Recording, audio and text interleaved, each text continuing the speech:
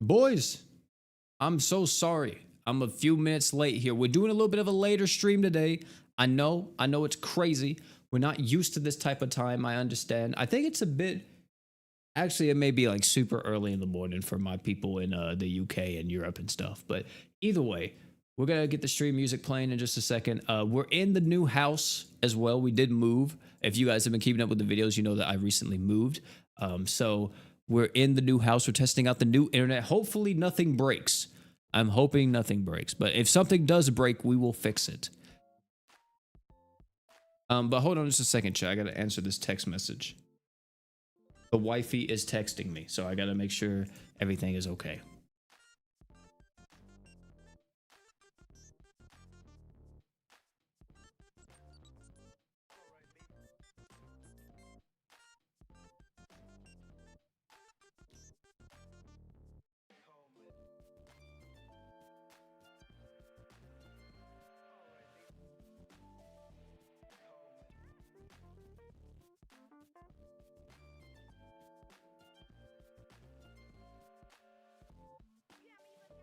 All right. Let's bring up Grand Summoners, man. Let's go ahead and do it. Also, chat, you know what's crazy is that yesterday, I'll be here in a little bit. OP at the gym currently, huh? And we getting, oh my lord, what the heck? But yeah, I got you, bro. I got you. Hold on, chat. Let me put in my earbuds so I can hear y'all. No, Uzu got Hoka. Hey, man, big dubs, big dubs. Did you guys see? If you guys saw the most recent summon video we did on the channel, your boy also now has Hoka. He's not leveled up when it comes to being level 120. He's on level 90 right now. I don't know how long it's gonna take me to get him to 120, but I'm gonna try to get him to 120 if I can. Either way though, yeah, we do have Hoka in here. We don't have any crest on him. I haven't been able to really crest him at all. I did try to get like a level 4 to drop for him, but I didn't get lucky at all. I've only used him 15 times, so I pretty much didn't even try too much. I was doing this while I was moving because yeah, I like the day that I uploaded this video, or the video that I got Hoka, was the day that I pretty much got everything set up and I got internet in this house that I'm currently in. Literally after that, I didn't do anything. I literally didn't do anything, chat. I was like, yeah, I'm just gonna like chill and try to make some stuff and hopefully be able to get some things out. That's why some of the videos here recently have been kind of shorter and more like straight to the point and not really any type of crazy edits or, you know, memes or whatever in them. It's because I've been having to do my best to just kind of get these videos out and not be late on any content.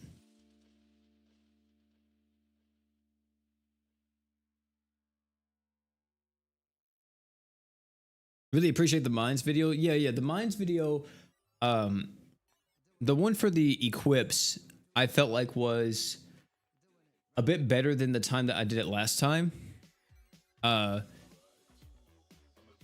The last time I did it, it was a bit drawn out and it was like very lengthy. It was about like 20 minutes, but I went more in depth about everything. But I think that just getting straight to the point was a bit better when it came to what people wanted, and it kind of helped a little bit more. I could have talked about all the equips, which I pretty much almost did, but I just really summed it up as best as I could for each equip that was in the game. But chat, today we're gonna be farming Kill a Kill. We haven't farmed Kill a Kill at all because your boy was moving last week whenever Kill a Kill actually dropped. So we're gonna go ahead and do Kill a Kill. We're just gonna be doing Special EX. We won't be doing Special EX hypers or anything, so everybody can join it. I know the Nui fight is actually kind of difficult, right? Like Nui can kind of kill you, or am I thinking of freaking what's his name, Garo from OPM?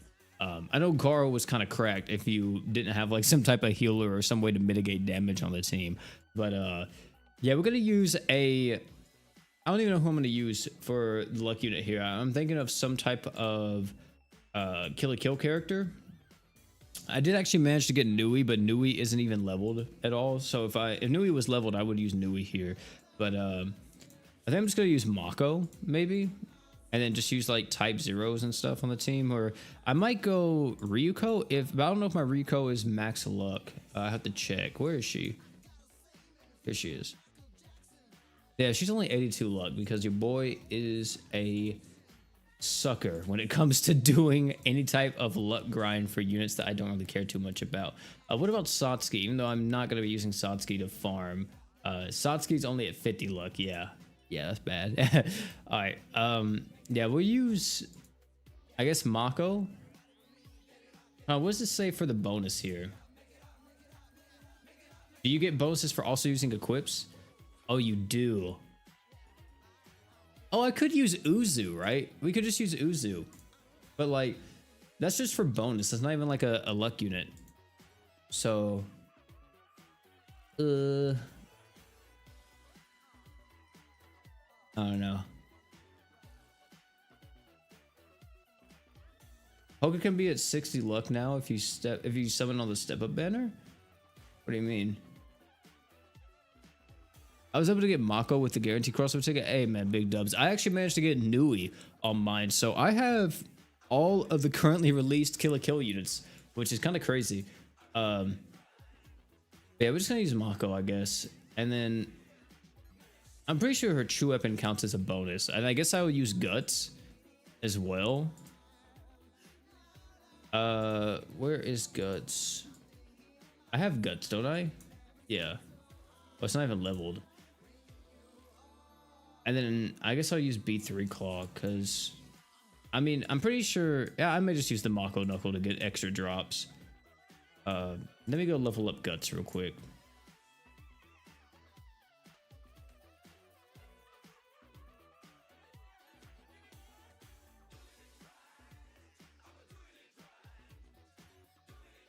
Next banner part 2, recommend. Wait, do I recommend the next banner or not? I actually have a Should You Summon coming out tomorrow. I just recorded right before I went live. That was the reason why I was kind of late on this stream here, was because I was recording that. But if you want to know the short and sweet of it, no, I think you skip both banners. Unless you care about Gamagori and you like his mechanics, or you like Nonon's mechanics, then you don't summon on either one. If you like those guys, then summon. If you don't, then don't worry about summoning. They're not needed by at all. Like, the best characters from this crossover are already out in the game. Summer Finn is one of the worst units I've ever seen. He's terrible. Don't worry about getting him. He's literally like bad in every single way. So don't worry about it. So yeah, we're gonna do Goku uniform, I guess. How much is Skiv? Is it enough? 15. It's doubled, right, with this? So yeah, 30, 40 damage. Yeah. So it's fine. All right, chat. Anybody can join, by the way. Doesn't matter if you have kill units. Doesn't matter if you have luck units. I don't care. Anybody can join. I do not care at all. So I'm gonna copy the lobby code. I'm gonna post that in the chat in just a second.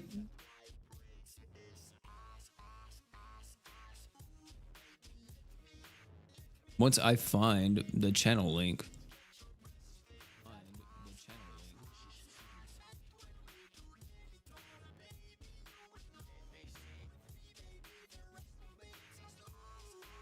There you go. Dang, 60 like Hoka already? Sheesh. Doesn't give us a bonus though, right? The Kill la Kill food? I doubt Kill la Kill food gives us bonus. Does it? Oh, it does. That's crazy. I didn't think it did. I thought it was only cheese that gave you bonus.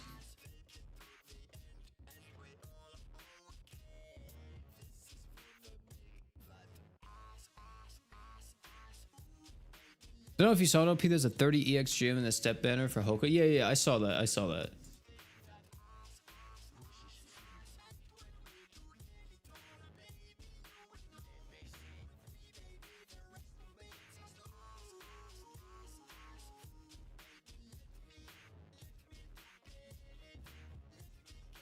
should probably have put something on. Also, chat, another thing is too, your boy is struggling on freaking orbs. Like when it comes to summoner orbs, I need. Actually, you know what? This guy's gonna die instantly. I'll just use my art. I need. What do you call it? Freaking light summoner orb, so I can dream awaken Mako. I can't even dream awaken Mako until I get that. So.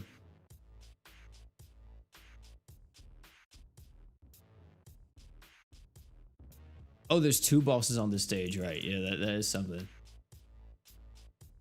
Earth Elemental resist up. That's probably nothing for freaking Uzu. Do you plan to do a showcase on the old KLK units? I do, but I'm not going to do it until I have their Dream Awakenings. Once I get their Dream Awakenings, then I will use them. But if I don't have their Dream Awakenings, I'm not going to do it. It sucks too because, like, if I'm not mistaken, Ryuko's is kind of bad. I think Satsuki's is too. I have to check, but I'm almost positive Satsuki's is not that good. So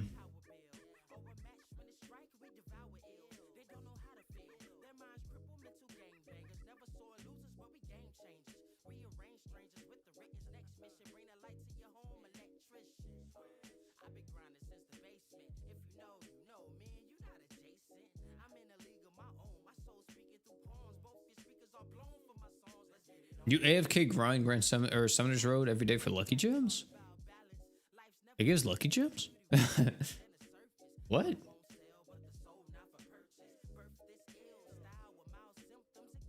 Oh, look at the double freaking blade regalia. That's crazy, dude. I want that equipped so freaking bad. Like, oh, dude, I want it so bad. I haven't had a chance to summon on the, what you call it? The equip banner too much, and I want to summon on that banner so bad. Just try to get everything.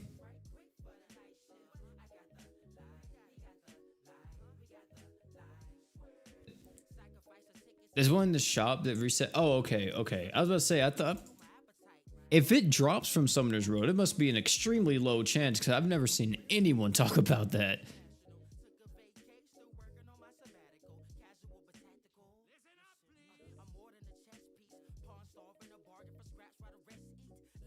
That Ryuko's dream is pretty good. Am I thinking of the wrong one? Because I know Nui's dream is kind of cracked. Like the dark dream is pretty freaking good. Let me see. Maybe thinking of Satsuki's because I looked at Satsuki's and I was like, what are they doing? Oh yeah, like okay, yeah. So the one dream that Ryuko has, the Crimson Dream, isn't too bad. Like 6 arts per second, and then you get 60% more damage when the HP is below 30%. Isn't bad, but I would have rather her just got like crit damage up or something else, man. She just seems like, I don't know. I feel like she could be so much better than what she is.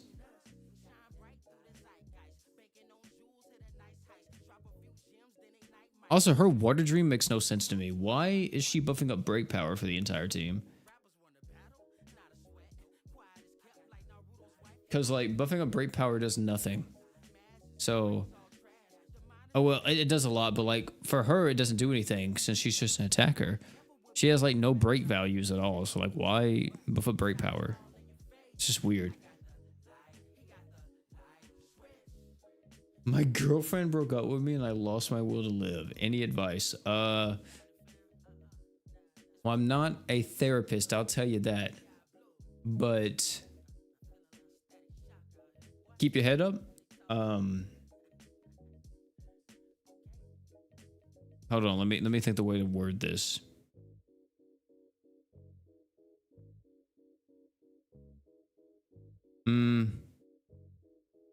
Time kind of heals everything to an extent.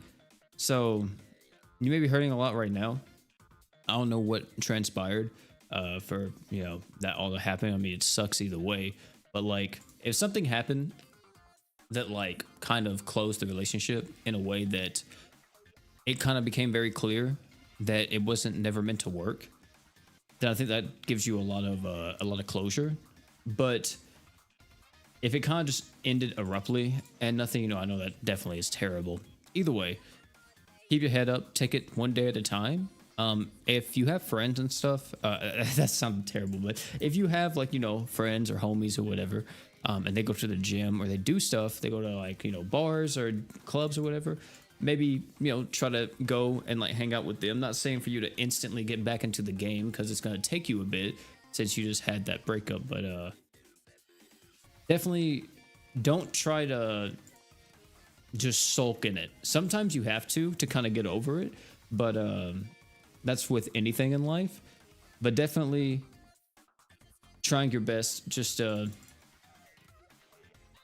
overcome it in a sense, like to keep moving and pushing through it. That's why I say, like, if they go to the gym, it'd be really good, because the gym is one of the best, like, at least for me, the gym is one of the best things I can ever do physically or like mentally, even if I'm like sad or depressed or angry or whatever. If I go to the gym and I lift or I go into the back and I just box the freaking punching bag for like 30 minutes straight, I feel so much better afterwards. So yeah, just take it one day at a time and realize time heals everything, and don't gotta wait.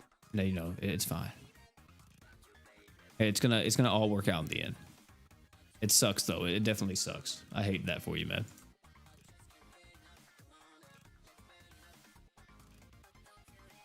Is the next banner worth it? Absolutely not. Terrible. If they do another filler crossover like they did with OPM and Fairy Tail, what would you pick? For me, it'd be Blackrock Shooter, as I want Dead or DA, or you probably meant Dead Master, probably just auto-corrected a DA. Yeah, I definitely want. Well, I would say Blackrock Shooter would be a cool like one to come back, but at the same time, it's only just because like we don't have other machine type characters or anyone else that we can use on Geo's Agnes. So, I mean, having Blackrock Shooter come back would be nice. It would suck though because that crossover is so sleeper. Yu Yu Hakusho would definitely be my pick because it would just be insane. However, if it only comes back on global and not JP, then I think the Dream Awakenings are going to be so subpar that I would rather JP do it and not global.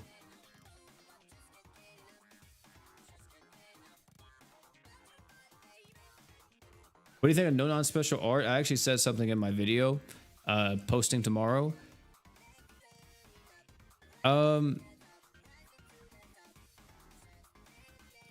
Yeah, you're on a list. I'm gonna, if you have that special artwork, I'm gonna consider you're on the list, and I'm gonna do my best to distance myself and not talk to people with the no non SP art. So yeah.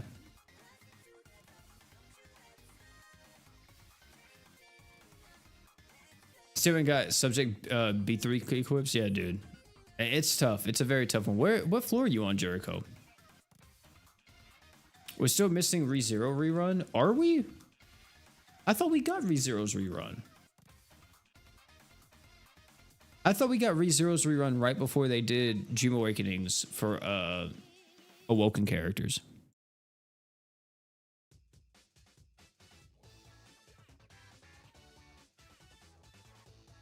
Yeah, I was about to say JP doesn't have Dream Awakenings for Awoken characters.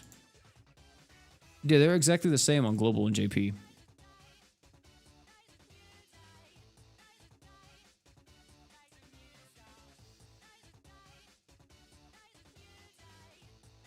What's up, Solon?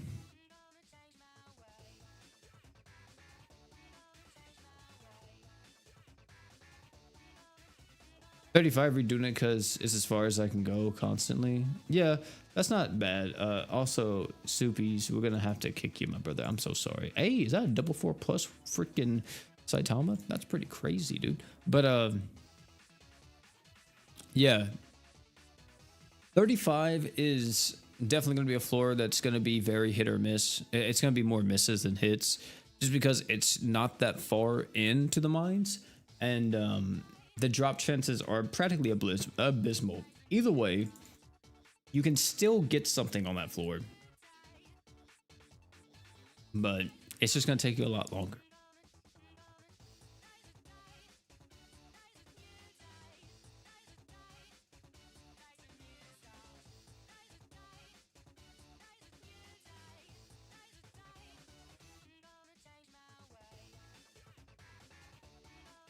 Disaster? What is this? Increase our allies physical damage taken and attack by 70%.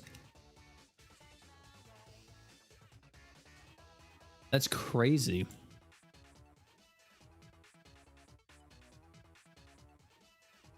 You got lures every time? Yeah, that's probably what's gonna happen. I farmed on floor 70 plus. That's when I started getting a lot of my drops. And they were a lot more consistent on that floor. It was still very hit or miss though, but they were a lot more consistent at times. So it was still pretty good. Yeah, Summerfin is terrible. Don't know anyone summoning for Summerfin. I'll tell you why, because Summerfin already is power crept by a unit that is also featured on a banner right now, and it's freaking Hoka. Summerfin's like main gimmick is the fact that he lowers water res and he lowers crit res. Hoka does that too. It's not as much water res. Summerfin has 100% water res down, and Hoka only has 80%. Another thing is too is that Waterfin is advertised as a water shredding attacker, and he has the lowest modifiers I've ever seen for an attacker. It's ridiculous. Phoenix, thanks so much for the 32 months, man. Congratulations on Hoka. I got Uzu yesterday with tickets. Hey, that's not too bad, my boy. Wait, do you have Hoka yet, Phoenix, or no? Have you not got lucky?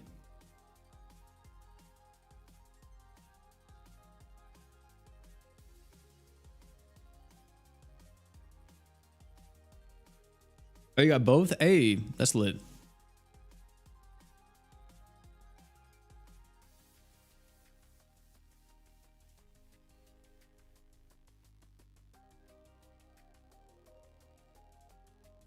Well, the problem with the main issue with, I don't know, I was like, wait, did I see J pop up? But yeah, that is a J right there. The main issue with Summerfin is that they threw everything at him, including the kitchen sink, and still didn't like land on anything. He is the purest definition of a jack of all trades, master of none.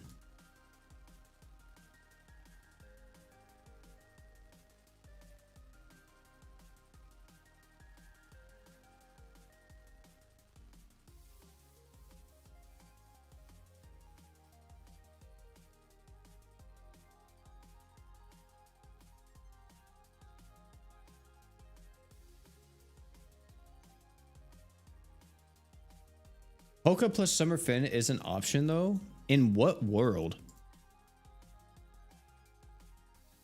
Hold on just a second, chat. I got a phone call.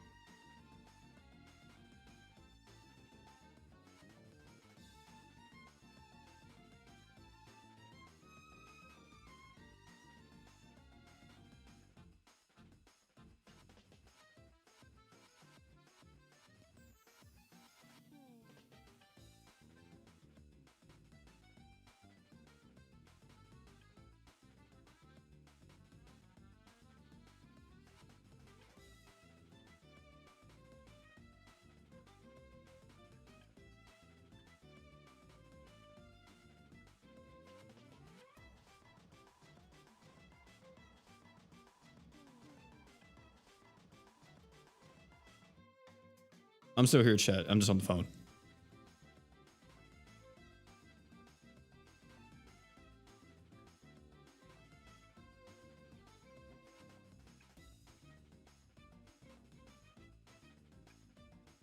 All right.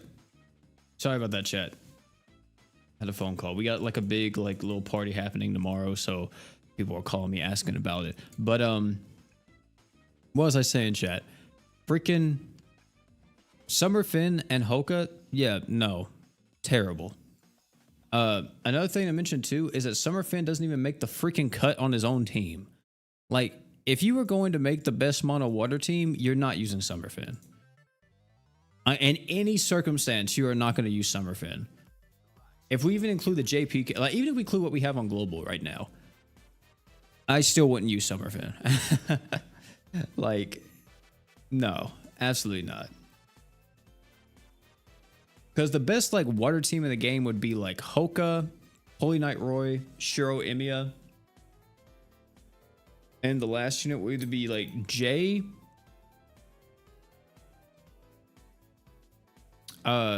Star Valerie, or like Summer Bazette, or Canary. Canary would be insane too. Canary's really freaking good. Jesus Christ, but especially with Holy Knight Roy.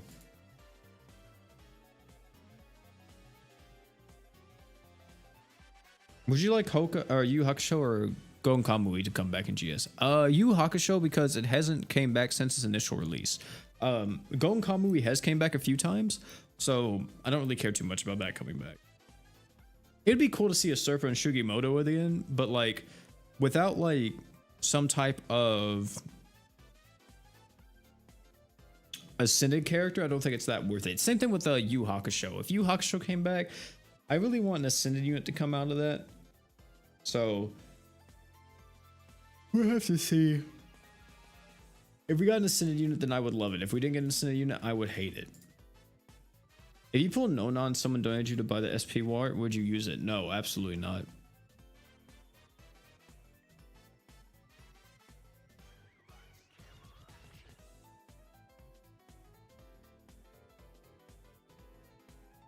Didn't you have a rights issue? If anyone said that, I don't see how they would even get that information. Because the devs don't talk to anybody. And I feel like a lot of the times it's just armchair Redditors and Discord mods. They're just like, yes, yes, yes, this is what happened. But like, we don't really know because they don't really tell us about that stuff.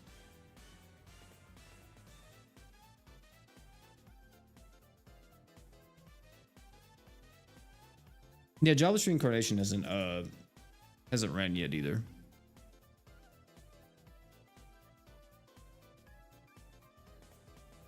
Yeah, definitely Divide, definitely. What are the main types of units you need for the Blade Awakens mission? The Blade Awakens, is that when you fight Emmy, or is that when you fight Groids? What's up, General?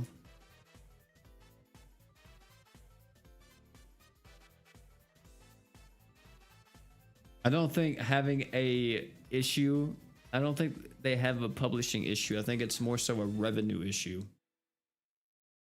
Well, the thing is that it doesn't necessarily apply for Yu Hakusho because Yu Hakusho is one of their best selling crossovers ever.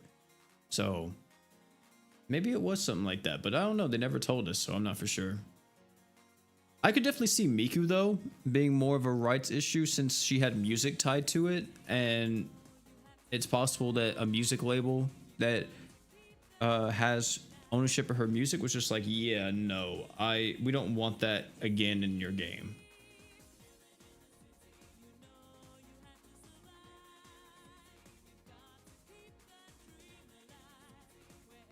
Wait, would you be mad if we got another rerun old crossover as an ascended unit added on JP after Fate? No. Like if they did a older crossover but add ascended units, no, absolutely not. I wouldn't be mad. I'd actually be pretty hyped. Like I'm perfectly fine with rerun crossovers happening as long as you give us ascended units. If you don't give us ascended units, it's just like, ugh. Like what's the point, man? Also, chat. Black Myth Wukong drops tonight. I can't wait. I can't wait, man. I cannot wait, chat. I got it on my PlayStation. I know I didn't get it on my PC, which is crazy, but wifey wanted to watch me play it. She really enjoys watching me play different games. So she wanted to watch me play it, and I didn't feel like moving my PC all the way to our living room to play it on like a bigger screen. So I was like, yeah, I'll just buy it on my PlayStation because the PlayStation is in our living room. I only started playing like a month ago, so I missed out on so much of the game. Yeah, it definitely sucks, Divide, when it comes to starting a bit sooner, but a bit more recently. But at the same time, too, I don't think it's that bad, especially since you're here when Hoka is here, which is one of the most important units that you could be here for. Also, Mako's here too. So you have a lot like right now to get like really good stuff like going for you. Not only just that, we have Forever Summon going on. We got amazing equips in the equip gacha, so there's a lot of good stuff here happening at the moment. 3 hours to game of the year. I actually hope it's like insanely good, man. I played my game of the year so far is probably Final Fantasy VII Rebirth. I freaking love that game. But my main issue with Final Fantasy VII Rebirth is I was playing it and the whole time just like, dude, I wish this was on PC, man. I wish it was on PC. It would look so much better if it was on PC. But that's my issue, dude. Like when it comes to playing games now, anytime I play a game on my PS4 or PS5, or not PS4, my PS5, I'm just like, dude, if I was playing this on my PC, it would run so much better. However, I'm not too upset that I bought Wukong on my PS5 because I've been seeing a lot of stuff come out that Wukong is a very demanding game, which I already knew that. But not only just that, like it doesn't really run max graphics on like anything at like a good frame rate. Like, I mean, the most I saw being able to, or the most frames I saw was like a 4070, I think, or a 4090. Yeah, I think it was a 4090, averaging about 94 frames, which is still really good, but like, you know, it's possible that after it gets optimized and like a few updates and stuff, you know, that frame rate will go up to about almost 120. I think trying to get as close as you can to 120 is like best for PC gaming if you're playing at like max quality. And that's not even like super max quality, like 4K. That's 1440p. It's only able to average about like 94 frames. Let me see. Is there someone sent me a graph of this here recently. Yeah, here it is. So if you guys are playing on PC, this is something to, I guess, take note of for Black Myth Wukong. Here it is. Yeah, so these are the benchmarks. So you see a 4090 is averaging 59 frames. Oh no, 73 frames, my bad. At 1440p. That is crazy. That's actually wild. A 4090 is only getting 73 frames at 1440p? Okay. What are they cooking? What are they cooking? What was that? What's the song? That song? That one was oh, and I'll tell you. I think that was, oh, here it is. Living in the City from Sonic R. That would explode my PC. Exactly. I'm running on a 3070 and I have an AMD Ryzen 9 in my computer as well. And I think mine would probably hover about 50 to 60 frames per second. But even then, I'm like, dude, at that point, like, I don't really care to like try to, you know, make it run any better. Because I mean, here's the thing, is I know some people are like, oh my God, I need like as much frames per second as I can get. Like I need like 200, 300 frames or whatever on a single player game. As long as I can play the game in at least 60, I'm cool, bro. I'm so cool. I'm vibing, man.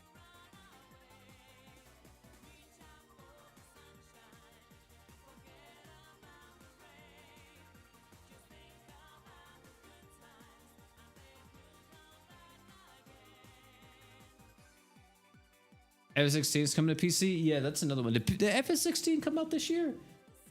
If FS16, yeah, FF16 did come out this year, dude. FF16 is also one of my other game of the years. Wait, no, FF16 came out last year, wasn't it? Yeah, it was last year.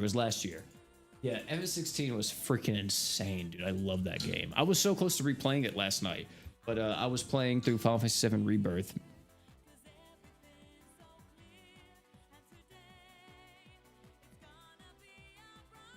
Two summon battles were brutal. Yeah, it was bad. It was bad.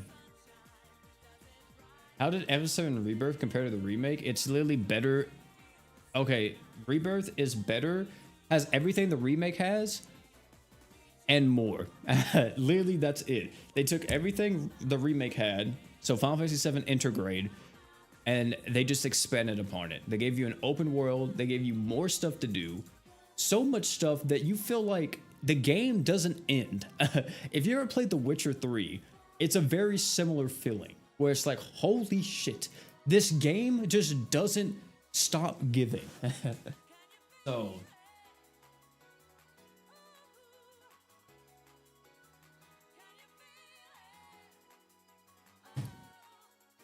Queen's Blood was goated. Queen's Blood is easily, I'm telling you right now, chat, if they ever made a mobile game of Queen's Blood or like put it on anything else, I would be there. I would be there. I would be so ready.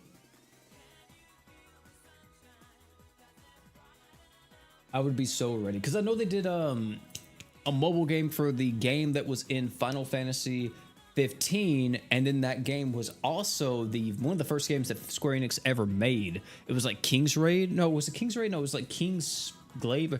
I forgot what it was called. It was King something. It was in Final Fantasy 15, and that game sucked ass. I played it whenever it came out to mobile for a bit. Oh, dude, it was terrible. It was literally horrendous, boys.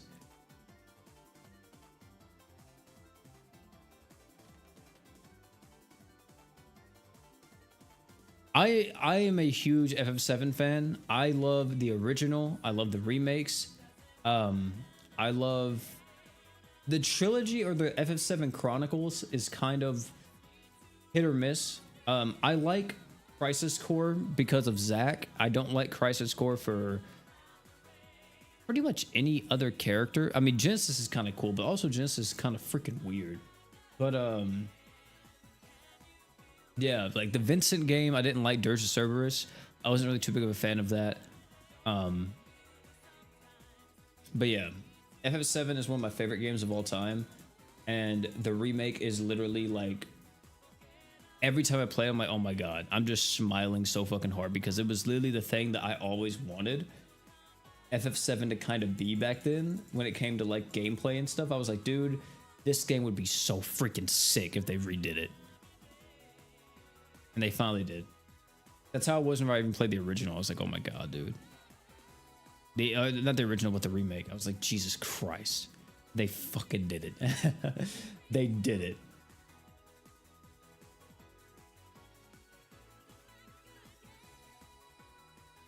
That's your favorite FF7 related game? Really? Crisis Core? I don't know. I like Crisis Core a lot. I played Reunion. That was like the remaster they did of it. Reunion was really good. But yeah, it's just like the characters in Crisis Core. The writing is very weird. It's just very... Ugh. Zack is like the best character in the entire thing, which is good since he's the main character.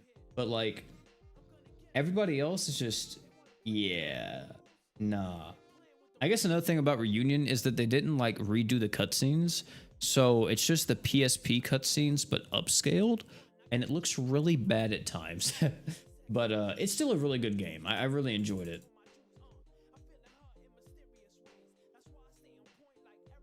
How did the Elden Ring DLC treat you? I'm gonna be honest with you. The Elden Ring DLC, I loved it. I played it halfway through and then I dropped it. And it wasn't because of any reason, or it wasn't because of any boss. It was just, I kind of got burnt out on Elden Ring, I guess. The problem is that I reached a point to where I was at like a point of 60 hours into the game, and I go into the DLC and I'm just like, yeah, this is really cool and this is really fun. but then it just couldn't keep my attention anymore, and I was just like, yeah, I'm kind of done with this. Also, I think another game came out too around that time. So that's probably what happens too. I think something else took my attention away from Elden Ring.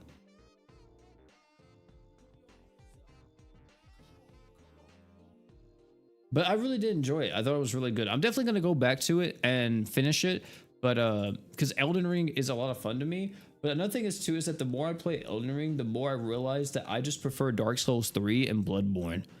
Like, I love those games.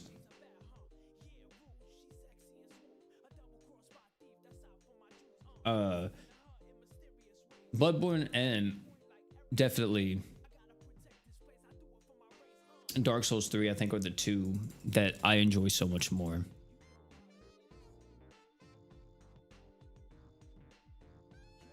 I think it's because the replayability they offer is just better than the open world one. Like, Elden Ring's cool, but the problem with Elden Ring is that since it's open world and you can go wherever you want, you can't just look up what you need for your build. You get that stuff, and then you just kind of rush to the end of the game. And that's cool and all, but like, I just feel like it's a bit better in like the older games. It kind of plays out a bit better.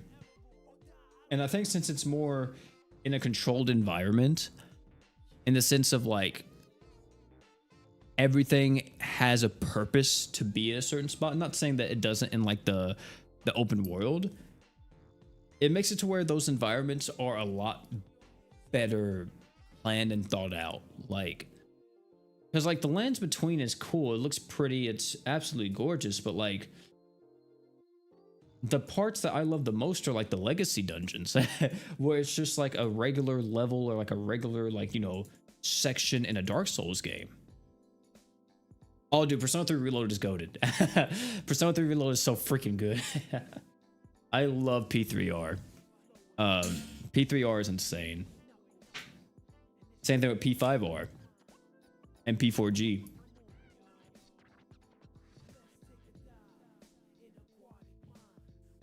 Oh, Sekiro? I actually enjoy Sekiro too.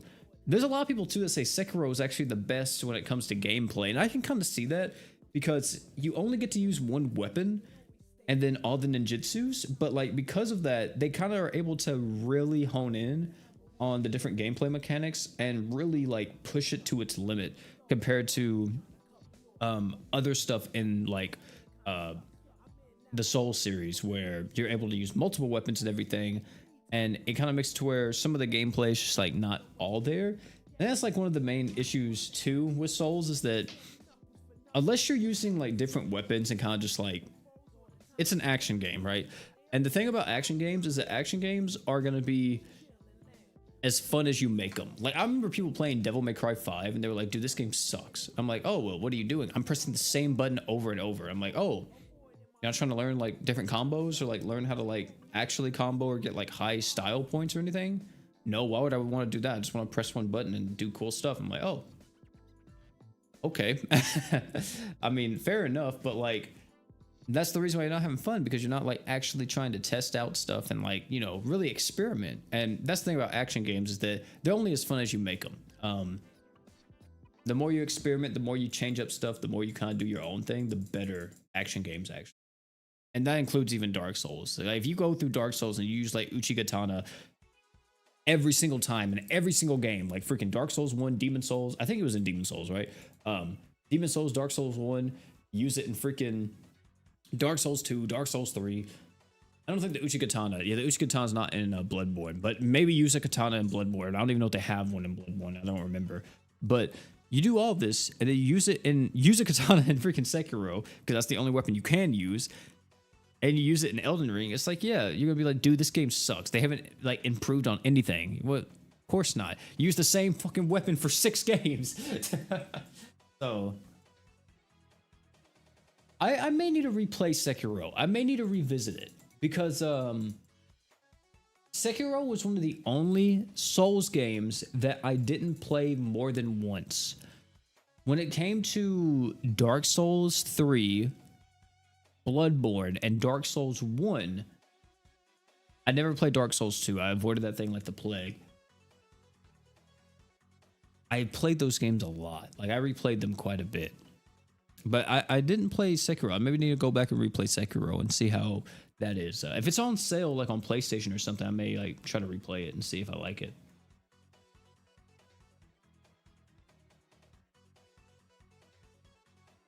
I hope Black Myth Wukong goes to good. Ghost of Tsushima was a game that I never played. I know it's crazy, but Ghost of Tsushima looked really cool to me, but at the same time, I just did not play it at the time. I think I was playing something else, but I don't know what it was. I don't know what I was playing that made me not play it. Another thing is too is that I think, well, yeah, it's that game is actually on, what do you call it now too, right? It's on oh snap, Final Fantasy 16 has a freaking PC demo already. Oh my, I didn't even know that. I gotta add this note. But what was I saying, chat? Ghost of Tsushima's on PC now, so it's possible that I'm going to actually play that very, very soon. I'm probably gonna like try to see if I can buy it if it's on sale one day. One game that I'm in, like one game chat I'm really hyped for, maybe you guys are too if you're into this stuff. It's on PC, it's gonna be on PlayStation as well. Warhammer 40K Space Marine, bro. I cannot wait for that game.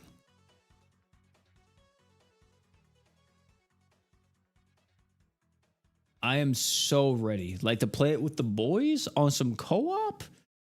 It's about to go crazy.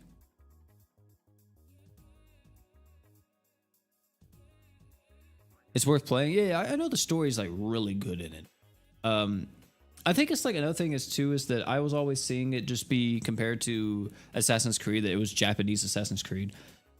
Which I know that's probably not like completely true. That's probably just if you're going like as the ghost and you're kind of just sneaking around and killing stuff. And I was like, it looks good, but I don't know if like the gameplay is enough to kind of keep me like hooked. But yeah, I'll definitely try to play. I know the game looks incredible though. Like even on a PlayStation, it looks so freaking good.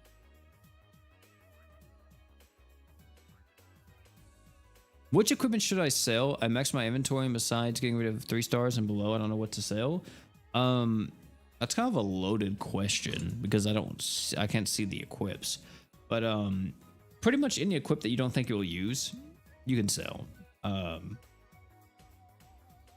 In the sense that if you see an equip that's a 4-star and let's say it inflicts some type of status effect, you probably want to keep it because it will more than likely come in handy at some point. Apart from that though, like if it's an equip that's just like buff up your damage by like 5% and that's all it does, you can easily get rid of that. That's not being used. So, or if it's like a 4-star that just does nothing but damage and nothing, and that's it, and it doesn't have a passive tied to it that's really good, you can get rid of it. It's useless. Like Mako Knuckle, for an example, that you keep this because Mako Knuckle just does damage, but the thing is that Mako Knuckle also gives you skill CT as a passive, so it's worth to keep it. But if it didn't do that and it just gave like damage, then it wouldn't be worth to keep it. How good do you think Gamagori is going to be? I think he has potential to be insanely good, but you have to play around his gimmick. If you can't play around his gimmick, then he's not going to be good at all.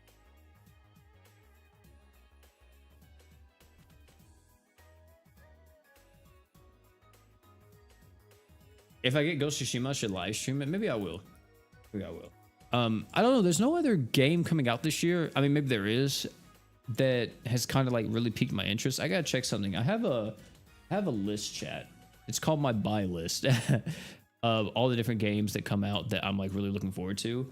I know Sonic X Shadow Generations comes out, I think in October or September, and I'm really hyped for that game because I love Sonic Generations. I played Sonic Generations a lot whenever I was younger, so I really want to play Sonic X Shadow Generations, and I can't wait to hear some bops, bro. There better be some freaking bops in that game when it comes to the new Shadow section. But I'm really hyped for that. Space Marine 2 And another one is actually Metaphor, made by the people who made Persona. They're making a new game called Metaphor, and Metaphor looks really nice. Like, I really want to get Metaphor. So yeah.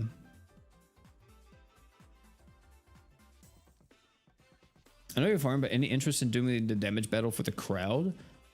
Are you talking about like the one from Kill la Kill? I'll probably do it. I can do it real quick after we get done farming or something. You thinking he might be used in higher stages in Summoner's Road? Yeah, you could definitely use Gamagori in higher stages of Summoner's Road. Gamagori's not going to have a problem tanking. The problem is it's going to be Gamagori needs to have the right equips and the right team comp to make sure that he has all of his damage res up. Because Gamagori's damage res is extremely easy to achieve. The problem is that it's very easy to overlook or like kind of not build for it too.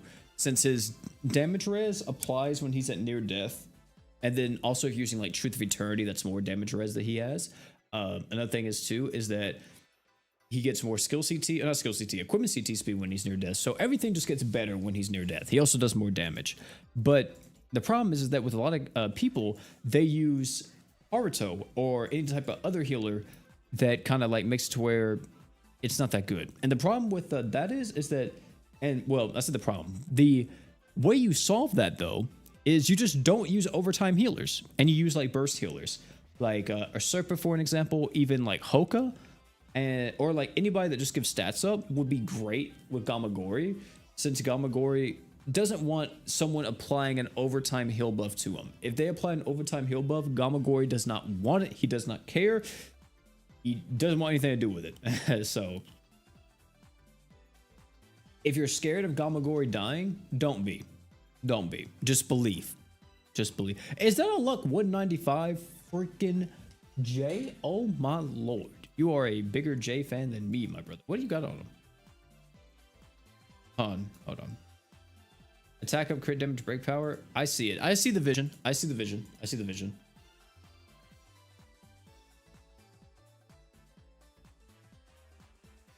How's Hoka treating you in the mines? What floor have you gotten to? I haven't progressed any further, Bingus, since I just moved into my new house. I really haven't played mines at all. But I definitely want to use not Gamagori, but use Hoka in the mines. But man, I also don't want to be streaming like super late tonight because the thing is, dude, is that so we moved into the new house, and the problem is that our washer and dryer, our dryer works, but our washing machine is just not one to cooperate. And I don't know what the issue is right now.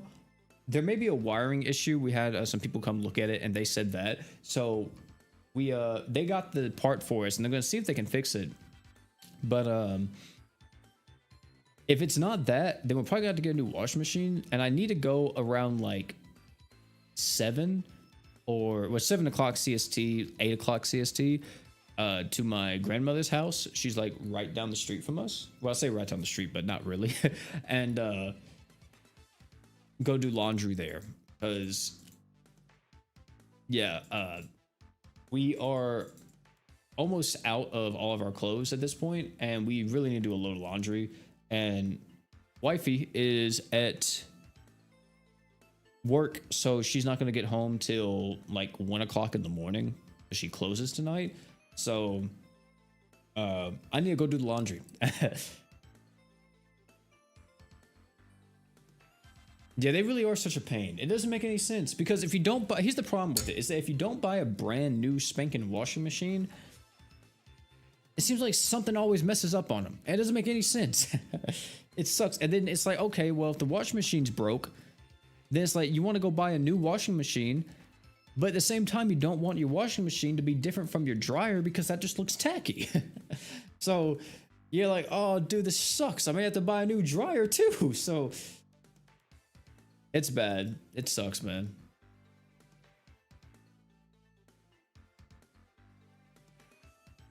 Oh no, the house is perfectly. I mean, there's like some dust on our entertainment center in our living room already, which I'm gonna try to clean that probably tonight or tomorrow, because I'll probably do it tomorrow, before everybody gets here, because we're gonna be having that party here. But Yeah, that's pretty much the only thing in the house that's kind of dirty at the moment. And apart from that, like everything else is kind of like super freaking clean because we pretty much have vacuumed everything in this house like every other day, and we've sweeped and dusted pretty much everything, and mopped. So house smells amazing, and it's really good because I'm a firm believer that if you have something, chat, and you really care about it, and like, you know, you pay for something, just take care of it, man. Take care of it and treat it nicely. Like if you have a car, bro, take care of it. Make sure you keep up with the maintenance. Treat it nicely. And they will treat you nice. Hopefully, unless you got like a freaking Mopar. If you have anything that's a Mopar, it probably won't treat you nice at all. Mopar cars will probably break down on you, especially if it's a V8 twin turbo. Yeah, you're done for. You're absolutely done for. That thing's breaking down in like the next 5,000 miles.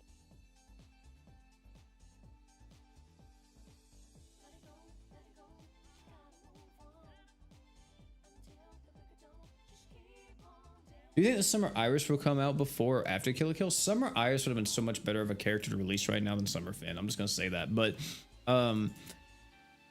maybe. Wait. Summer Iris is part 2, isn't it? Because this is part 1, isn't it? Like the Summer banner. Yeah, it is. Yeah. Summer Iris is actually really close. Yeah, Summer Iris is next. So I think, yeah, Summer Iris will probably come out before Kill la Kill ends.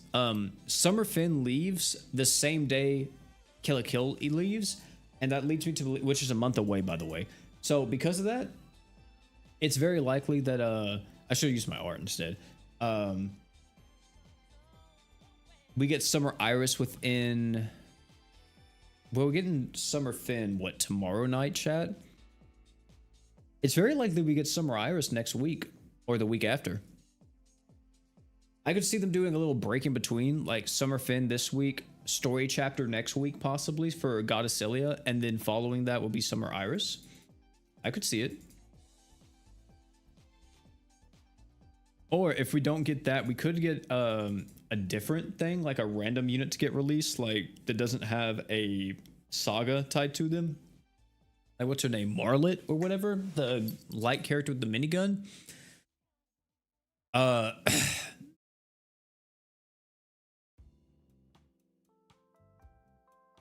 So that character could release with like raids or something. If raids come out, better be new raids. That's all I gotta say. Oh yeah, Demon Lord Voxy would be wild, bro. I need that too, I really do. But like the thing is that I'm gonna feel like it's a trap if I do it, because I'm like, man, I know what's coming. How good is Summer Iris? Summer Iris is literally a cornerstone in Mono Fire. You need Summer Iris when it comes to utilizing Mono Fire. She's such a good character. Like, if we really want to, she's so much better than like Summer Finn. Summer Finn's like so mid, but Summer Iris is so good.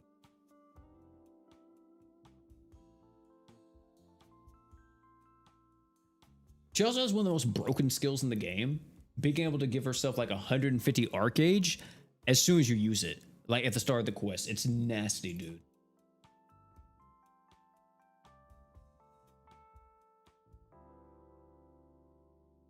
Canary win, yeah, but Jay has to come out first with his event, and they did say that's gonna happen. They did say Jay will release with his event again at some point. So unless they do Jay and Canary at the same time, or maybe they just do Jay first and then they do Canary after, we'll have to see. But that should come out soon, because once Jay comes out, then Canary comes out, then I think it's Lark, right? I think Lark is after. Which I like Lark just because I think he looks cool, bro. I think that boy is so freaking dope.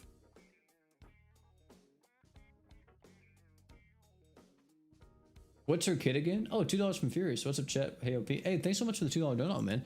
But what'd you say? Was Summer Iris good? Or what does she do? Summer Iris gives you tons of skill CT speed if you're a fire ally, which is really good because her skill is one of the best ways for her to arch gen. She also gives the entire team tons of arc gauge, like 10 arts for 7 seconds if you're a fire ally, which doesn't sound like a lot, but still, that's 70 arc gauge right there. And she's able to have that up very frequently, chat. If you're on Mono Fire, you're gonna have her super art pretty much all the freaking time. She's also able to give your team, is it more arts damage? Yeah, more arts damage based on how high her HP is, up to 250%. And if you are a fire ally, she gives the entire team 15% damage res, but if you're a fire ally, you get an additional 15%, meaning you get 30% DR just for Summer Iris being on the team. If you're using Sunraku's passive that gives 15% DR to fire units will stack with that, so you have 45% DR right out the gate without even having any type of like equip on your character. It's ridiculous, bro. It's so freaking good. And then crazy part is, if you have Valentine's Day Priscilla, you get even more DR with her super art. So 70%, yeah, that's what it is, right? I think it's like 70% DR, 75% DR with those 3 characters. That's dumb. Not even an equip being factored in yet. Like, after that, you throw on Kirisame, and what's killing you, man? Like, in all honesty, what is going to kill that team?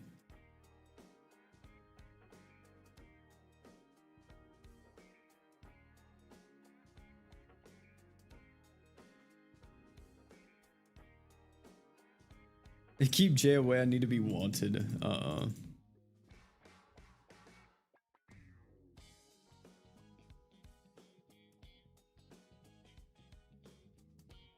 I need Jay now that I pitied Hoka. Man, that's tough. Summer Miyu? Yeah, Summer Miyu's dumb, dude. Summer Miyu's really good too.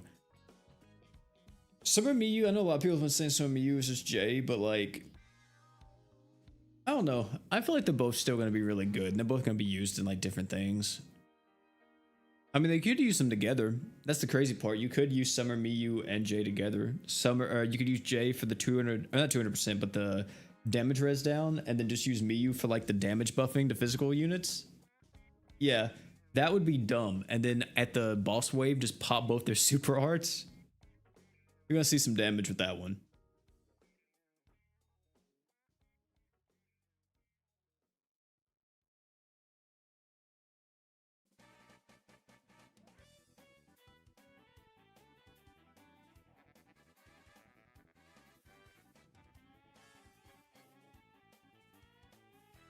What does Summer Rosetta do in her base kit?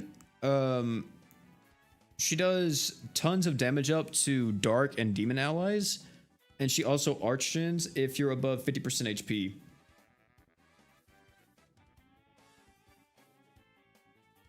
She has like the type F archgen, which is what Ilya has.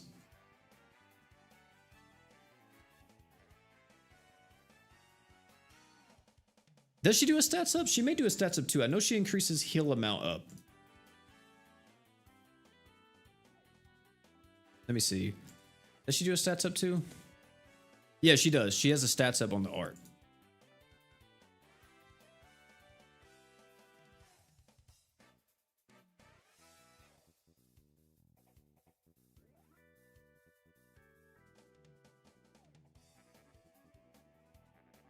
You can't use them together? What do you mean you can't use Summer Iris and Sunraku together? You can use them together. They're archgen stacks. Sunraku is type E. Summer Iris is, I think, type B. And then Valentine's Day Priscilla is type F. Everybody on that team stacks with each other.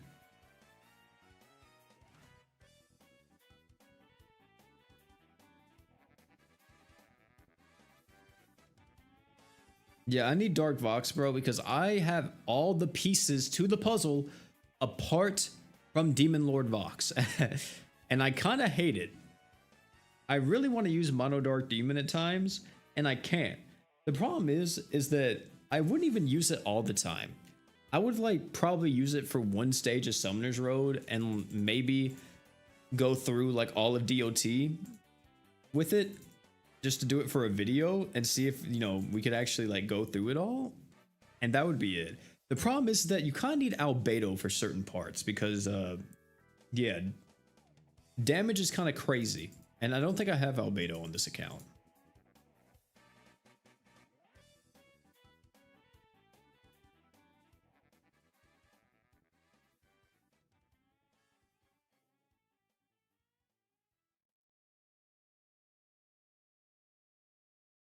Yeah, we need arch-in types in the game. That's absolutely true. That is a update that needs to come out.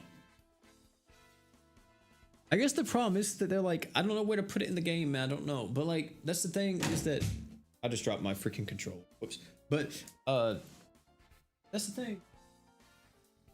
You don't have to easy. You guys want me to tell you how to arch types? Make it very subtle and make it to where like people don't even like, you don't even have to worry about it, or like it's not going to look bad in the UI. I'm gonna tell you right now, put me on the dev team, chat. Put me on the dev team. I'm gonna tell you. Are you ready for this? I'm gonna show you. I'm gonna show you the best way to do it. I'm gonna show you two ways you can do it. Okay, so let's look at Mako for example, right? Arch-in by 4. Okay, you could make it to where art gauge by 4, or this right here, autofills all allies art gauge by 4 is highlighted, and you can hold down on it and it would tell you the type of arch-in she is and what other characters are in that arch-in type by holding down on it. Or you could also, instead of just doing it right there, you could have a little eye icon right here like they do for the phantom bullets, and you click on that and it shows you it too. Or you could put it in the freaking abilities tab if you wanted to. But you could literally like put it down here at the very bottom. Like you have abilities for the unit, you have equips, and at the very bottom you can put arch-in type. And you could say what arch-in type she is. And just put she does not stack with units in the same arch-in type. That's literally it. That's all you have to do. And it works. It would work. It would work. It would make everything so much simpler and make it to where people will actually understand arch-in types. Because whenever I explain arch-in types in Discords or in live streams and videos, no matter how much I break it down, it's still a constant question of how does it work? Because some people just don't get it. They need like a visual representation of it and not just like a verbal, you know, explanation.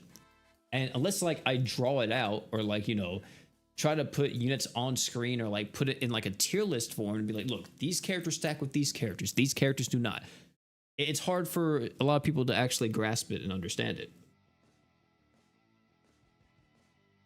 Another thing too is the problem with me doing arch-in type videos is that when we get more arch-inners in the game, and we've gotten quite a few already, I gotta update the video. I gotta update the list, and then that video gets gets outdated extremely quickly because they release more arch-inners. So now people are wondering, wait, does this character stack with this unit or not?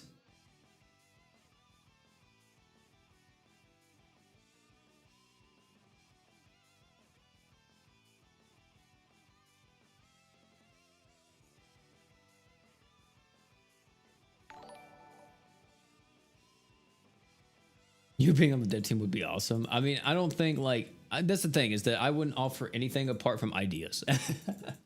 I wouldn't be able to offer anything to them apart from ideas because I don't know how to code. I don't know how to do the first thing when it comes to game design or artwork or draw characters out or anything.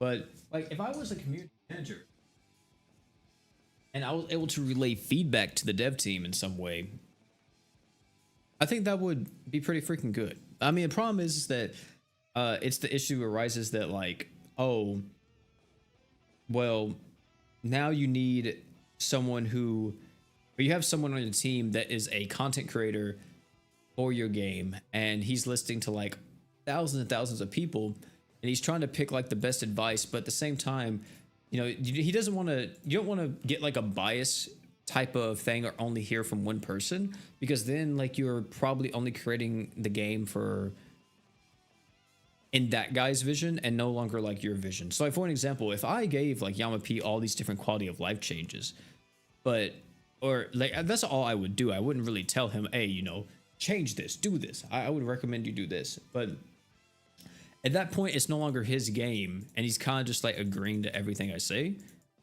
And it would be like, you know, it's just like I wouldn't want to do that. I would more so just be there to recommend stuff. And the thing is that I would actually like put in the effort to like make a huge Google Doc of like all the list of changes and give like screenshots and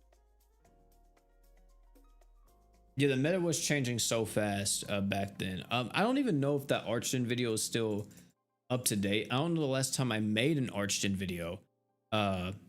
See you later, TT. Thanks for hanging out. But I don't know, what is the last time I made an Archden video? I'm actually curious about this.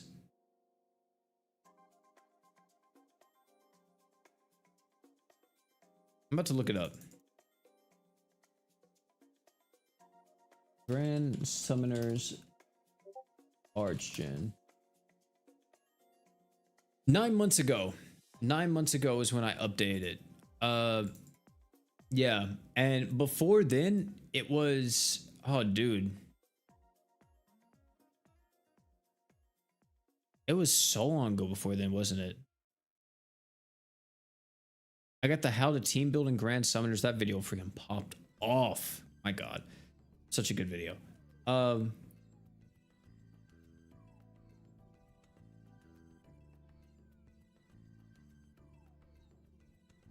I can't even find the other. Oh, here it is. Here's the other one. Yeah, before that one, the last one was 4 years ago, so it was severely outdated. But yeah, it sucks because like I just posted that video 9 months ago about Archden types and telling everyone what all the Archden types are and what all, you know, where everything is. But the thing is that now I need to update it again. There's so many new characters that it needs to be updated again because I don't think I did all of them. I think I did everything that we had in JP at that point 9 months ago, but like we got more characters now. So the Archden, and people don't know it, but that's the issue, is that I can't ever like combat it because there's always new Archdeners and always new stuff releasing, and it's hard to like update that video and do it in a way that people kind of stay up to date with everything. Because for a lot of people, you know, they don't get on Discord. I mean, I know that's kind of like crazy to think about because a lot of times if you're in the gaming scene, especially like really heavily into it, whether you're in gacha gaming, if you're in like League of Legends, if you're into like Call of Duty or something like that, you know, who cares? Anything. Community is a very big thing. You want to play with people that are playing the game that you're playing, and you want to get to know people that are playing the game, and you want to understand the game a bit better. So you join communities, you join, you know, Discord servers, you may join Reddits or whatever, but there's a huge majority of people that don't do that. Like the vast majority of people do not join Discords or join Reddits or anything. So the only thing they have are these YouTube videos a lot of times. And even then there's people out there that don't even watch a YouTube video on a game. So they're completely lost. That's one thing that I will say is that whenever you see people in multiplayer and you're like, dude, what the hell is on their character? What are they building? They may have never even seen a singular thing about this game, and it just got recommended to them because they were on the App Store and they were like, oh, you know, this game looks kind of cool. I want to download it and see if it's good.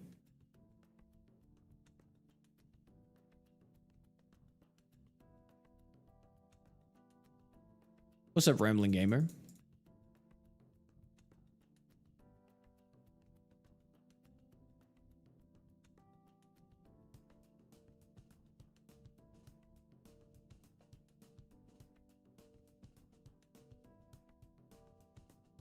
Yeah, exactly, Solemn. Yeah, it just causes people to skip around. I think it's a bit better to make a video that is, especially if it's an informational video, to make a video that is very to the point and concise, because here's my philosophy when it comes to information content.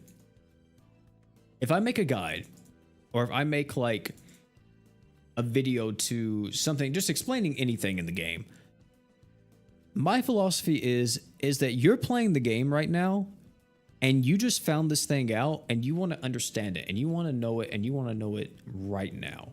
So I try to make the video in a way that we get straight into it. You click on the video, you watch the ad, after that, boom, I'm already pretty much talking about the thing you want to learn.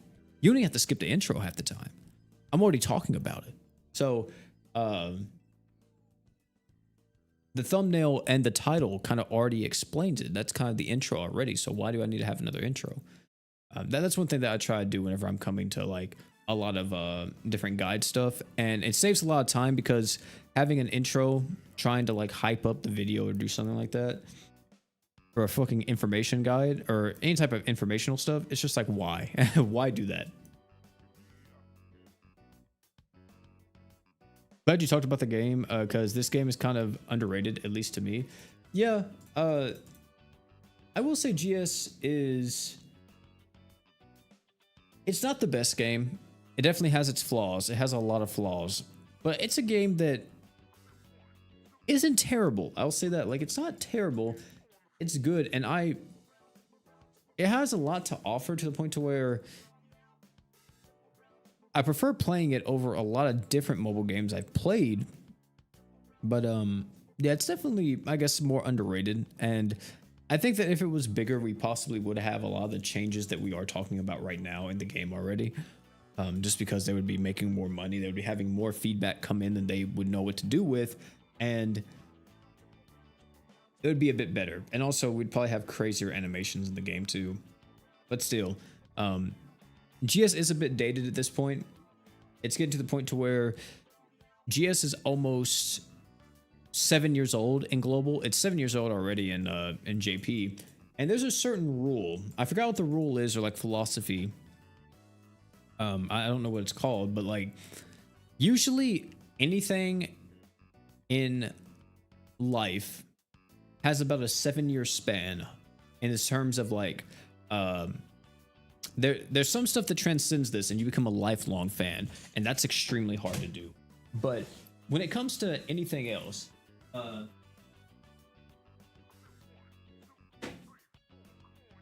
out here, when it comes to games, when it comes to movies and all that, or shows, usually can only hold your attention for about 7 years, and then you don't want anything to do with it anymore.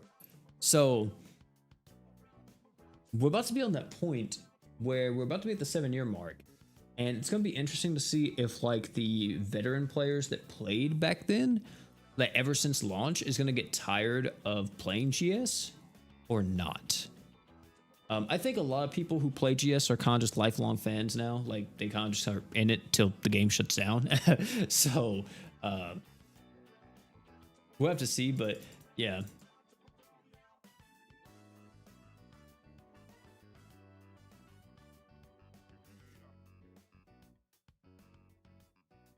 You can always get an idea even before you getting in how you feel about a unit and whatnot. Yeah, I definitely try to like do that with the intro, or not just the intros, but like just the videos or like the thumbnails and the titles and all that. I kind of like try to set the tone with a title and thumbnail when it comes to showcases or stuff. And sometimes I don't do it the best way when it comes to thumbnails, because especially if I'm using like GS artwork, it's really hard to illustrate like if a unit is bad with just like GS art. Like if a unit is good, it's extremely easy to illustrate it. You see big damage numbers. You see like, you know, you're hitting like ones on like this character or whatever. Like there's a lot of ways to illustrate a unit is good. But like if a unit is bad, it's kind of hard to illustrate it unless you just show like low damage. But then like at the same time, that's not the best way to do it, because people don't know. Like, okay, if you're a brand new player in the game and you see a character taking 1 damage, like 1 singular point of damage, you're like, oh my god, that's insane. How is he doing that? Or if you see a character hit for like 50 million, you're like, oh my god, that's crazy. But if I show you a character that hits for 10 million and that's how much damage they hit for, it's like, well, is that really bad? 10 million seems like a lot of damage. That's a big number. So rip Alchemist Code, dude. I actually freaking loved Alchemist Code. I really enjoyed that game. I mean, now it's just War Divisions, right? That's pretty much what they do. I think the Alchemist Code team moved to that. There's another new tactical RPG out right now, strategy RPG for gacha games, and it's called Swords of Convalria or something like that. I call it Sword of Con, or SOC, SOC. It's on Apple and everything. That game I haven't played too much. I got invited to the closed alpha. I played the closed alpha. I played the closed beta, and I really enjoyed it, but I haven't played full release too much at all. But it seems like a really fun game. If you actually enjoyed like Alchemist Code gameplay, recommend giving that a try to see if you kind of vibe with that. I miss Naruto Blazing. Hurt my soul. I love gacha games, but that one broke my heart. Yeah, dude, Blazing. Blazing was a goated one, man. It was a goated one. That was how I felt with Dissidia. It kind of hurt me whenever I saw Dissidia take the path that it was taking, because I was like, dude, it's gonna close down. As soon as I saw what was happening, I was like, yep, this game is going under, and I hate it. And they don't know how to save it. Dissidia could have been so good. I think Dissidia would have been insane if they would have like made it a console release, and they would have made it to where it was console and PC and you could play it on both. And they would have like really went ham with a lot of the different like mechanics and stuff, and really went crazy with the presentation. They could have made Dissidia, Final Fantasy Opera Omnia, one of the best like gacha games slash live service Final Fantasy games ever.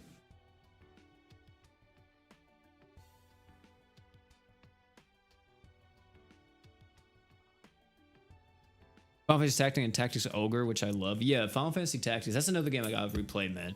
I have it on my PSP. I actually have an emulator on my computer for it too, because I do own a copy of the game. So I do have an emulator for it, and I want to play it. I want to replay it. I would replay it on my PSP, but I don't have my PSP anymore. Literally, the only thing I have are just all my games, because my PSP is gone. My brother, I let him use it like one time whenever they were moving, and I don't know what happened to it. It's gone. It never came back to me, so that's cool.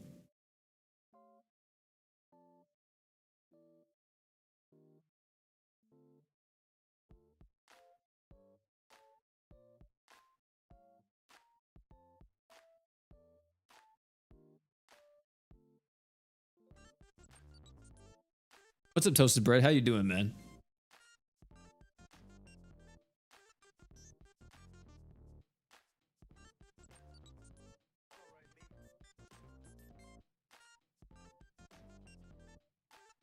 Yeah, the city was also underrated because that was the one game.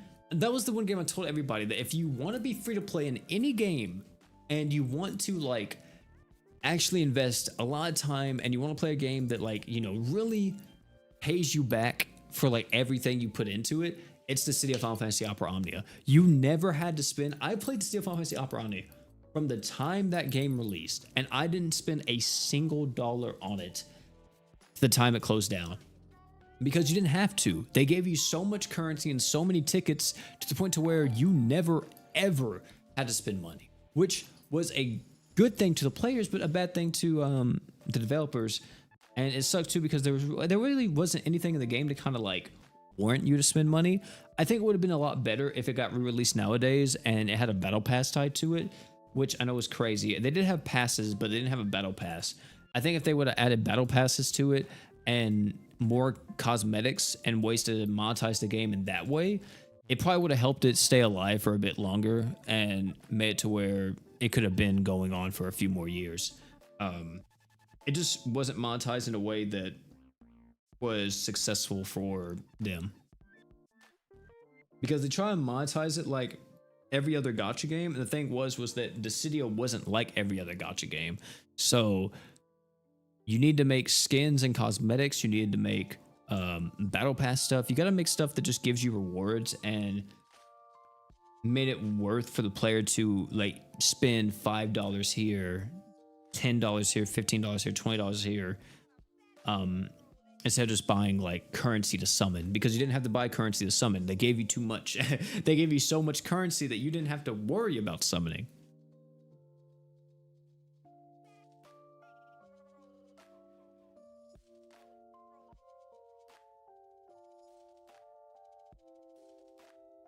Well, here's the thing. I don't think it was just adding new weapons and adding new like abilities and powers that brought Dissidia to the end. I think the issue was whenever Burst came into the game, which is technically adding new weapons, but Burst is what killed Dissidia, because especially FRs and Burst Plus. Burst Plus is where that was way too much. Like, as soon as they showed off what Burst Plus is, I was like, yeah, that's kind of broken. And then they were like, oh yeah, by the way, every character in the game is going to get a burst, not just the protagonist and the antagonist. And it's like, oh, that's kind of crazy. I don't know about that one. Um, oh yeah, burst was definitely a very big issue and something that they should have changed. They shouldn't have made burst plus the way that it was because it was just way too strong.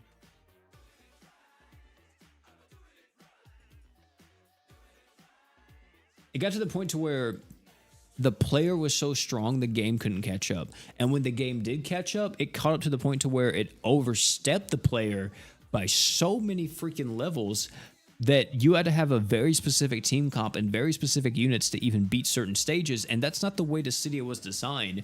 Dissidia was designed to be a game that was a team building gacha game where you kind of want to experiment and play with a bunch of different units and not just use the same characters all the time. That's literally one of the reasons why I love team building now. In pretty much every single gacha game I play is because of Dissidia. I love the team building aspect in Dissidia, and literally in every single game now, I team build like crazy. Like even in like my single player games, when I play Persona, when I play like Final Fantasy, any type of like RPG that has a party-based system, I'm team building like crazy, trying to think out all of it because it's so much fun to me, trying to get like synergies and stuff to work in a certain way.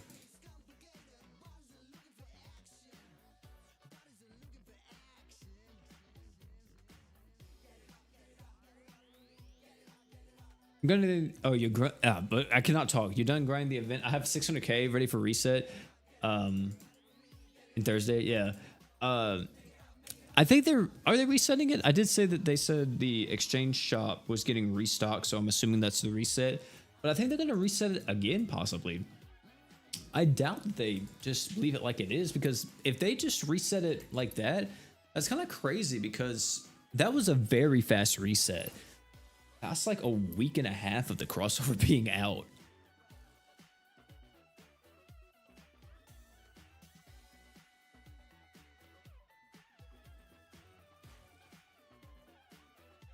Do you know what the next crossover is going to be? If not, would you want it to be? Next crossover will probably be Fate, but if it's not Fate, it's probably going to be some type of rerun.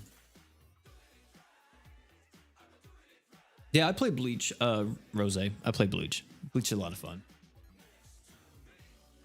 The problem with Bleach is that Bleach is just a grind fest. It's a turn off your brain, just kind of play, grind, get some stuff, make your character stronger. You don't really gotta think too much in Bleach, unless you're doing like Limit Breaker Quest or like Syncaimon.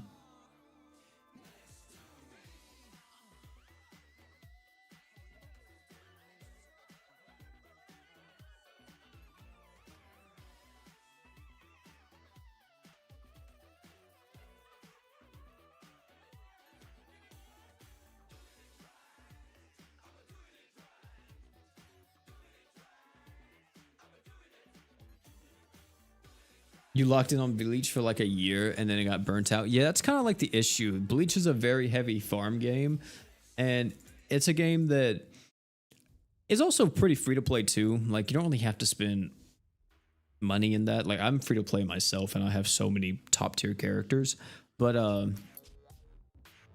it's definitely a game that is a bit, I don't know, it's one of those farming games where it's a fun game if you like Bleach, or even if you don't like Bleach, you may just like the gameplay of it. The loop of it is really fun. Like just grinding stuff, getting better stuff, you know, kind of farming that. It's a very fun loop, but definitely it's a game that you can easily get burnt out on. I kind of compare it to Warframe at times, but Warframe not entirely. But you can get burnt out on Warframe if you just constantly grind it. If you ever played Warframe, Warframe is the definition of turning your brain off and just farming the same mission over and over and over and just doing cool shit, but like you just don't really care. Like if you don't really want to focus on anything, you just kind of want to vibe and chill, play a game, play Warframe and just grind for stuff and just vibe. Just vibe, turn on some music, you know, shoot some stuff, go crazy, nuke an entire room and just keep it pushing. And that's kind of what like Bleach is to an extent nowadays. Kind of just turn off your brain and just farm different stuff. It's still fun though. Like I really enjoy playing epic raids with my friends. That's a lot of fun. It's hilarious half the time. But it's a good time. It's a good time.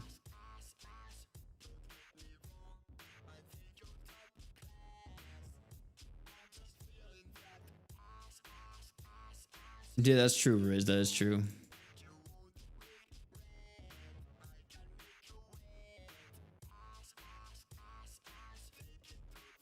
You've watched multiple movies while farming Warframe? Exactly. Like, it's just, it's a game that, and that doesn't really say that the game is bad or boring. It's just the way the game's designed. It's a very fun game that doesn't require much brain power. The most brain power you do in the game is like your builds, and you do that stuff before you even go into content. And then if you try to understand the lore, then that's a lot of brain power right there. But then after that, man, you're just vibing. You're just literally playing the game. You're doing your own thing. You're just trying to grind all this stuff. You're like, I want this. You know, let me try to go grind this. I want this. You know what? I'm going to farm this so I can sell it and then make it to where someone else gets the part. So they farmed for me, but I'm just going to buy it off of them. So what you can do. Revenant, yeah. Yeah, Revenant is the one character that is an accessibility Warframe, I feel like. That the game seems too hard. It's like, okay, here's Revenant. Now you don't die. Just press this button and you won't die at all. There are a lot of good lore vids on Warframe. I think the lore in Warframe is very, very interesting.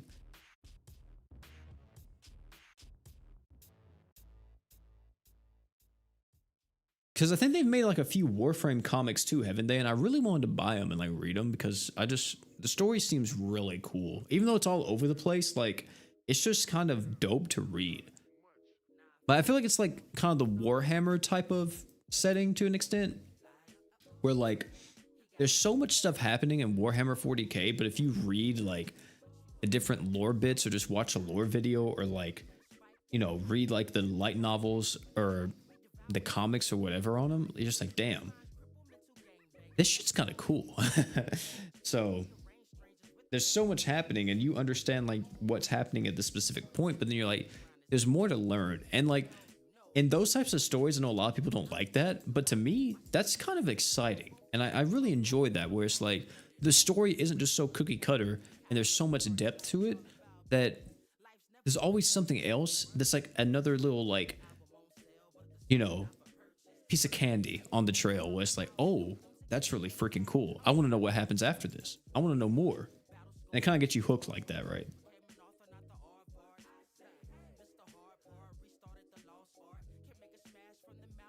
What's the best Dream Awakening for Ryuko? The one that gives you art gauge.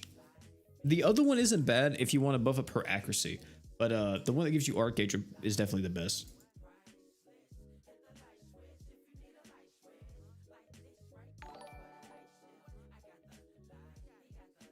I'm surprised too, Divide. I'm definitely surprised. Street Fighter would be such a good collab.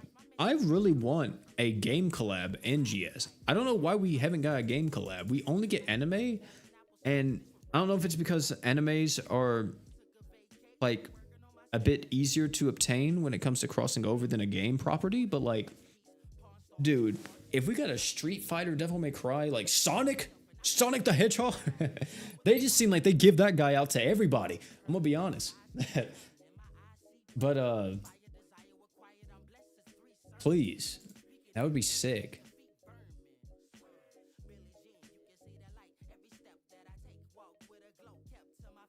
Yeah, Nui's pretty good. Yeah, Nui's pretty good. Get the Dark Dream on her, and she's an insane character, giving your team like 200 art gauge, or not your team, but giving a single unit on your team 200 art gauge instantly at the start of the quest. That's dumb.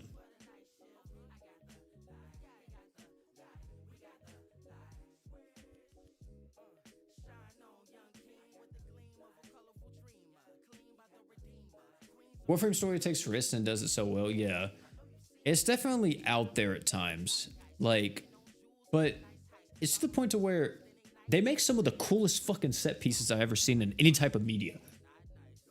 Like, dude, Warframe 1999, okay? When you get on Warframe and you play through like the story or whatever, right? And then you're doing the one quest line. I forgot the name of the quest, but it's the one where you find Human Lloyd and all that, and then you go to Warframe 1999.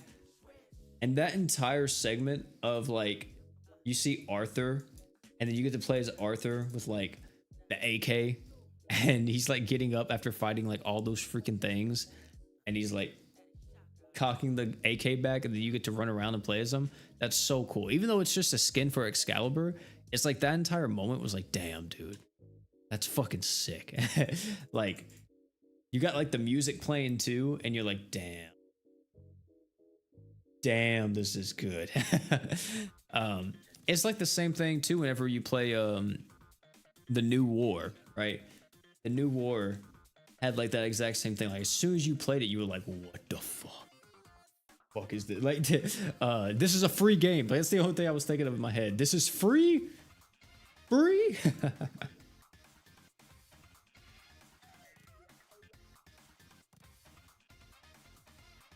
Yeah, the whispers in the wall. Yeah, whispers in the wall.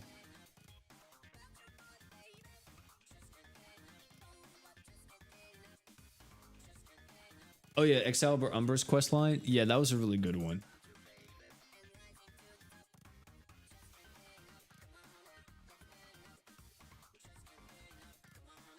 I don't think they would ever do a Dark Souls collab because Miyazaki, I don't think has ever given the rights for anyone to use Dark Souls in any kind of game. I think Miyazaki doesn't really care too much about like handing out the rights to his game to just anybody to just make extra money.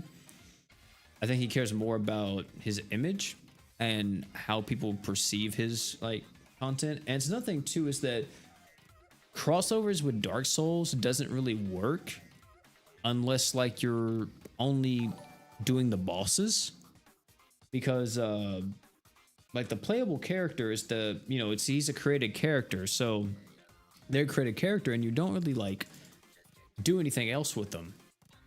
You can't really like just do that. I mean, you could just do like a Bloodborne hunter, right? Like that's definitely something. You could just do the box art character as like a unit.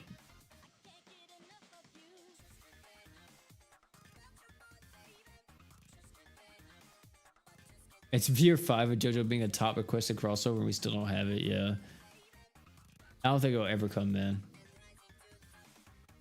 Because like they have bosses that could definitely be crossover units, right? Like Artorias, Gwyn. Like there's so many units that are in, or so many characters in Dark Souls that could be that. But like it's also like you don't want to do spoilers to an extent, I feel like too, right? Like you don't want to see the Soul of Cinder. Even though, you know, Dark Souls 3 is an older game at this point, it still looks fucking fantastic though if you play it. But yeah, like you don't want to see the Soul of Cinder as a unit and be like, wait, what's that from? Oh, he's the final boss in like Dark Souls 3? Wait, what? Yeah,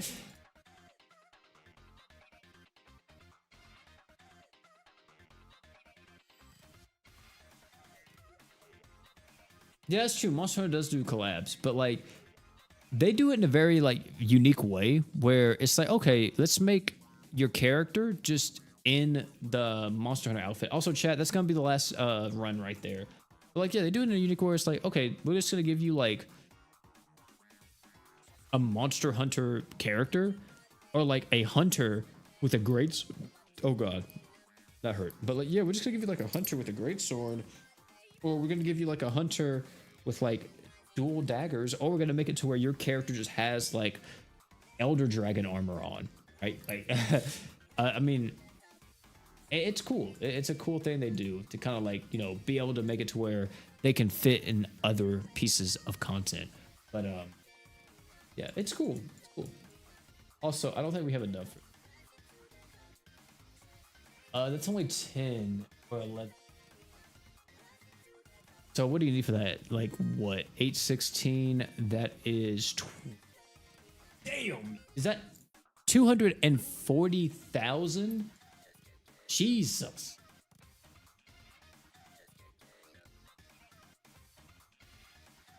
Oh, I bought the wrong thing. Whoops. What about this? Oh wait, it goes away now whenever you buy it? When did they do that? What the heck? Like, or it goes to the bottom, I'm assuming? So it's just gonna disappear. Oh, we're living in the future. Oh my god. Oh, we're living in the future. That's crazy. That's crazy. 240,000 though for crossover gyms. Granted, this one doesn't take that long to actually do. But yeah, I'm gonna have to try to farm up 24k before this thing resets tomorrow. Also, where is even the damage quest? Do I have to do the bloody rematch to do the damage quest? Because if that's the case, then I may save that for another time. But yeah. Chat. Oh, DOT's here again. I'll definitely go through that and see. Oh, Lord, yeah. My bad, chat. I had to stretch. But yeah, I'll definitely do that and see. Let me see. Do we get anything from here? How many times have we done it? There's only 50? Only 50? That's wild. Okay. Should we do a chat? Should we do a little gacha pool? A little equip gacha pool real quick? See if we get lucky on anything. I'm kind of feeling it. Blade Regalia. Let me see. Blade Regalia. And I mean, all of these things are good. That's the thing. Blade Regalia, definitely. Multiple Blade Regalias. And then if I can, this too. This too. Here we go. Here we go. Free multi coming through. Let me see some. Talk to me nice, game. Talk to me nice. Only 1 5-star. You hate to see that. You hate to see it. But skip. Oh. Okay, I'm not against it. I'm not against it. That's actually a good pool. That's insane. That's a lot of earth res down. You know what? It's talking to me nice. It's talking to me nice. We're gonna do another one. It's talking to me nice. Let me see. Flash and give me multiple. Oh, we got 2? Hold on. Oh, we got 3. We got 3. Oh, it's talking to me nice. It is talking to me nice. Here we go. Hold on. Okay, terrible. Trash. We don't want that. That's not what we're looking for here. We have 2 more chances at 5-star equips. Fuck. All right, I'm skipping. Damn it, there's no way. How did I get 3 off banners on a gacha bet, bro? On a gacha equip banner? 3 off banners, bro? Are you serious? Like, it's weighted so heavily in that, like, what? How do I miss that hard, brother? How? That makes no sense. Oh, that's terrible. Oh, that sucks ass. Oh, dude, what? That's wild. No, not shop. No, the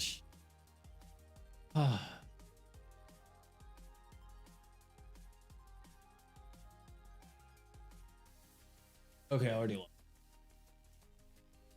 Jesus Christ, dude. How does that happen? How in the heck does that?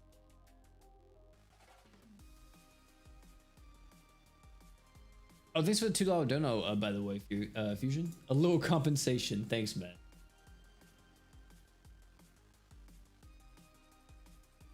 That's crazy.